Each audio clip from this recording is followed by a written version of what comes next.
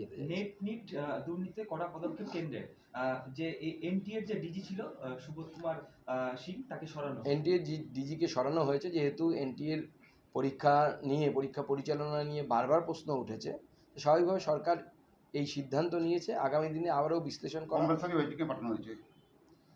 স্বাভাবিকভাবে তার বিরুদ্ধে যে তার বিরুদ্ধে বলতে তার সংস্থার বিরুদ্ধে, যেহেতু বারবার এই ধরনের অভিযোগ উঠেছে এনটিএর বিরুদ্ধে, পারদর্শিতা নিয়ে অনেকে সন্দেহ দেখা দিয়েছে, সেই জন্য ডিজিকে আপাতত সরানো হয়েছে। এবং তার সাথে সাথে এনটিএ রিফর্মসের জন্য যদি মনে হয় কিছু করা প্রয়োজন সেটাও করা। নতুন ডিজি হয়েছে প্রদীপ কুমার খাড়া। এই ক্ষেত্রে বিরোধীরা বলছে ডিজিকে সরিয়ে কি হাত ধুয়ে ফেলতে চাইছে সরকার? এবং আমাদের হাত পা কোনো কিছু ধোয়ার প্রয়োজন নেই, সমস্ত বিষয়টি সুপ্রিম কোর্টের সামনে আছে। সুপ্রিম কোর্ট যে রায় দেবে আমরা সেই রায় মেনে চলব। এখনও পর্যন্ত সুপ্রিম কোর্ট কিন্তু নিটের কাউন্সিলিং বাতিল করেনি, কোনো কিছু বাতিল করেনি। নেটের পরীক্ষা কোশ্চেন বাইরে পাওয়া গেছে, নিট নিয়ে এখনও পর্যন্ত খুব বেশি আমরা সেরকম অভিযোগ পাইনি। যে অভিযোগগুলো পেয়েছি তার তদন্ত চলছে, বিহার পুলিশ অ্যারেস্ট করেছে কিছু লোককে, আপনারা জানেন। সব অপরাধীরা শাস্তি পাবে। আমরা পুরো বিষয়টি নজরে রাখছি। কেন্দ্রীয় শিক্ষা মন্ত্রক আলাদা করে কমিটি তৈরি করে দিয়েছে, সেই কমিটি তদন্ত করবে এবং দুধ কা দুধ, জল সব আলাদা হয়ে যাবে। এর রাজ্যের একটা প্রশ্ন আছে, সেটা হচ্ছে চোপড়ায় যে ঘটনা ঘটেছে, অর্থাৎ ওই চা বাগান দখল করে নিয়ে গলাগলি এলোপাতারি করি, চোপড়া ঘটনায় আটক দিয়ে আহতরা পুলিশের কাছে অভিযোগ দায়ের করতে গেলে তাদেরকে থানায় বসিয়ে রাখে, রাত 10টার পর দুজনকে ছাড়ে এবং দুজনকে আরও আটক করে, যারা অভিযোগ করতে গেছিল তাদেরকে আটক করেছে।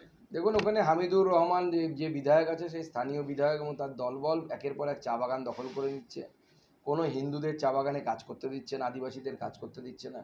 এবং সেখানে এমন এক সাম্প্রদায়িক পরিবেশ তৈরি করেছে ওখানকার বিধায়ক হামিদুর রহমান, যে অন্য রাজ্য হলে তার বিরুদ্ধে হয়তো এতদিনে সরকার ব্যবস্থা নিয়ে নিত, কিন্তু মমতা বন্দ্যোপাধ্যায় ভোট ব্যাংকের পলিটিক্সের জন্য এখনও পর্যন্ত কোনো ব্যবস্থা নেয়নি। এই ধরনের সাম্প্রদায়িক বিধায়ক পশ্চিমবঙ্গে থাকা মানে পশ্চিমবঙ্গে আবার সোহরাবর্দী, জিন্না এদের আত্মাকে ডেকে আনা। মুখ্যমন্ত্রীর নির্দেশ, এবার বিদ্যুৎ বিল কমাতে স্বাস্থ্য দপ্তরের কর্মীদেরকে বলা হয়েছে, প্রয়োজন যখন শেষ হয়ে যাবে তখন বিদ্যুতের যেসব চলে সেগুলো সুইচ অফ করে দেওয়া। এবং ভাড়ের মা ভবানী, রাজ্য সরকারের অবস্থা, বিদ্যুৎ বিল দিতে পারছে না। বহু জায়গায় এই ধরনের অবস্থা, মিউনিসিপ্যালিটি বিদ্যুৎ বিল না দিতে পারার জন্য লাইট বন্ধ হয়ে যাচ্ছে, আপনারা দেখতে পাচ্ছেন। তো রাজ্য সরকারের অবস্থা সঙ্গীন। এই রাজ্য সরকার কোমাতে ঢুকছে, যে কোনো দিন উল্টে পড়ে যাবে। এরপরে কেন্দ্র আবার পে কমিশন ঘোষণা করেছে। আগামী দিনে যদি রাজ্য সরকার পে কমিশন ঘোষণা করে, রাজ্যের অবস্থা আরও ততই হবে।